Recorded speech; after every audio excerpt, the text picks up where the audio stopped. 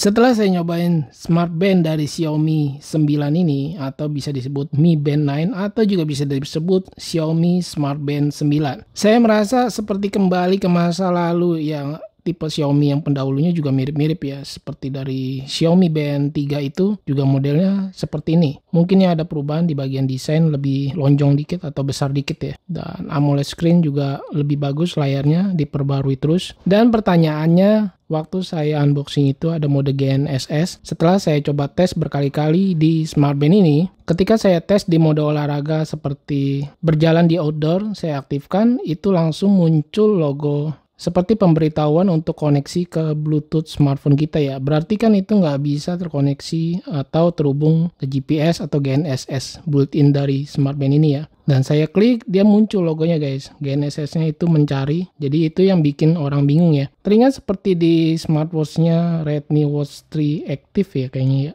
Itu juga pernah saya bawakan dan dia juga muncul logo GNSS-nya. Di harga yang menurut saya itu lebih murah daripada si smart band Xiaomi Band 9 ini ya. Setelah saya menggunakan untuk olahraga berjalan di outdoor, saya lihat untuk smart band ini tidak ada GNSS ya. Saya cari itu tidak ada guys. Seperti biasa kan kalau dia ada GNSS atau GPS built-in, dia ada seperti tracking untuk tempat atau wilayah yang kita lewati, jadi kebaca gitu ya. Walaupun memang lebih lengkap untuk lihat di aplikasinya, tapi di smart band ini saya cari dan saya lihat tidak ada, dan tampilannya seperti itu aja. Menurut saya sih udah cukup lengkap ya, dia punya data untuk olahraganya. Jadi jawabannya udah pasti tidak ada ya GNSS di smart band ini. Dan saya bandingkan sedikit dengan Huawei Band 9 buat teman-teman yang suka menanyakan. Kalau menurut saya, untuk desain menurut saya lebih besar si Huawei Band 9 sih ya. Karena dia bentuknya yang kotak gitu. Sedangkan dia ini kan lonjong. Jadi seperti kapsul, melingkar pas di lengan kita gitu guys. Cuma beberapa hari pemakaian saya yang hampir seminggu ya, pas lah seminggu lah, saya merasa untuk sensornya ini agak berjendol ya, agak nonjol gitu. Jadi kalau dipakai kelamaan, walaupun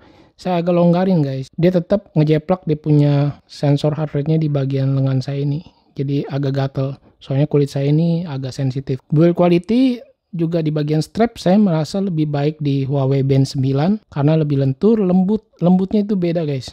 Kayaknya berkualitas gitu loh. Dan yang kurang saya suka ada di bagian ini loh, pengaitnya. Seperti dahulu kala ya, dia nggak berubah, cuma diselipin lalu ditempel pakai kancing gini. Biasanya suka lepas di bagian kancingnya ini. Berbeda di Huawei Band 9, walaupun dia sudah memakai kancing sekarang HB9, tetapi untuk di bagian pengaitnya atau buckle dia menggunakannya seperti atau jam tangan konvensional gitu. Jadi tidak mudah lepas ketika pengaitnya atau kancingnya ini lepas. Jadi lebih aman aja, safety gitu. Untuk desain model dari case Mi Band 9 maupun Huawei Band 9 terlihat mirip. Dia punya case-nya ini warnanya dikasih warna glossy gitu ya di pinggir case-nya, bezelnya ini. Yang paling ketara sih yang Huawei Band 9 hitam ya.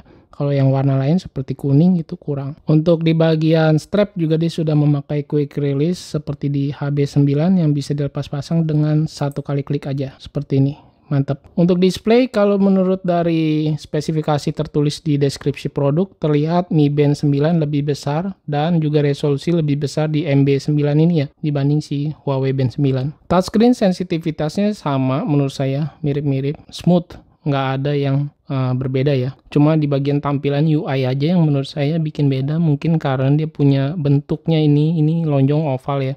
Sedangkan si Huawei Band 9 kan kotak lonjong juga. Daya tahan baterai menurut saya hampir mirip ya. Mirip-mirip lah. Kalau saya lihat ini sudah 1 mingguan turunnya sampai segini baru tuh. Kurang lebih nggak sampai setengah ya guys. Ya, ini untuk dia punya kecerahan layar. Ini saya pilih yang model auto ya. Auto brightness. Saya lihat di sini untuk kecerahan otomatisnya saya aktifkan. Untuk always on display-nya ini saya off-in. Karena saya merasa untuk di always on display Mi Band 9 ini saya merasa suka redup sendiri ya, nggak always on gitu, nyala terus gitu. Untuk di bagian harganya juga terbilang mirip atau sama ya, di sekitar 400 ribuan. Kayaknya kalau nggak diskon ya hampir 500 ribuan gitu guys. Dan keduanya brand dari Xiaomi Band 9 ini maupun Huawei Band 9, keduanya sudah memiliki garansi resmi di Indonesia. Jadi menurut kalian lebih suka yang model yang lonjong seperti ini, seperti kapsul, atau yang benar-benar kotak gitu ya, persegi seperti di Huawei Band 9?